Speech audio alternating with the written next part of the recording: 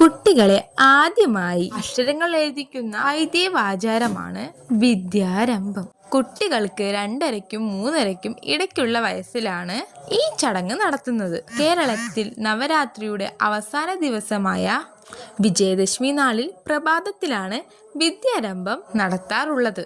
അറിവിന്റെ ആരംഭമാണ് വിദ്യാരംഭം. അക്ഷരാഭ്യാസമെന്നും എഴുത്തിനിരുത്തെന്നും കേരളത്തിൽ പറയാറുണ്ട് കേട്ടോ. വിദ്യാരംഭം ഗണപതി പൂജയോടെയാണ് കേട്ടോ ആരംഭിക്കുന്നത്. തുടർന്നാണ് ഭഗവതിയായ സരസ്വതിയെ പ്രാർത്ഥിക്കുന്നത്. ക്ഷേത്രത്തിൽ പ്രത്യേക സരസ്വതി പൂജയും ഉണ്ടാകും. കുട്ടിയെ മടിയിലിരുത്തി ഗുരു സ്വർണ്ണ മോതിരം കൊണ്ട് നാവിൽ ഹരിശ്രീ എന്ന് എഴുതുന്നു. ഹരി എന്നത് ദൈവത്തിനെയും ശ്രീ എന്നത് ഭഗവതി അഥവാ മഹാലക്ഷ്മി എന്നത് സൂചിപ്പിക്കുന്നു. അതിനുശേഷം കുട്ടിയുടെ വലത് കൈയിലെ ചൂണ്ടുവിരൽ കൊണ്ട് ധാന്യങ്ങൾ അഥവാ പച്ചരി നിറച്ച പാത്രത്തിൽ ഹരിശ്രീ ഗണപതായേ നമഃ അവിഘ്നമസ്തു ഗുരുസ്തുഭ്യം നമഃ എന്ന് എഴുതിക്കുന്നു. ധാന്യങ്ങൾ നിറച്ച പാത്രത്തിൽ എഴുതിക്കുന്നത് അറിവ് ആർജിക്കുന്നതിനും പൂഴിമണലിൽ എഴുതിക്കുന്നത് അറിവ് നിലനിർത്തുന്നതിനും ആണ്. അതിനാൽ കുട്ടികൾ ധാന്യങ്ങളിലും അഥവാ പച്ചരിയിലും മുതിർന്നവർ പൂഴിമണ്ണിലുമാണ് കേട്ടോ വിദ്യാരംഭം നടത്താറ്.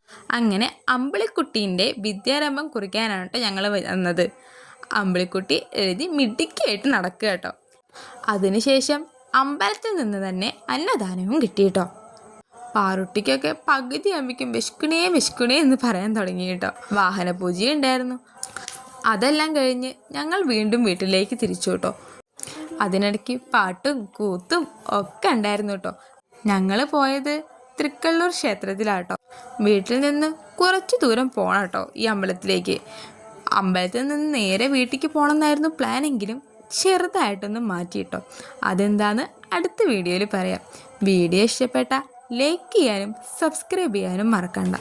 കൂടെ കൂട്ടണേ.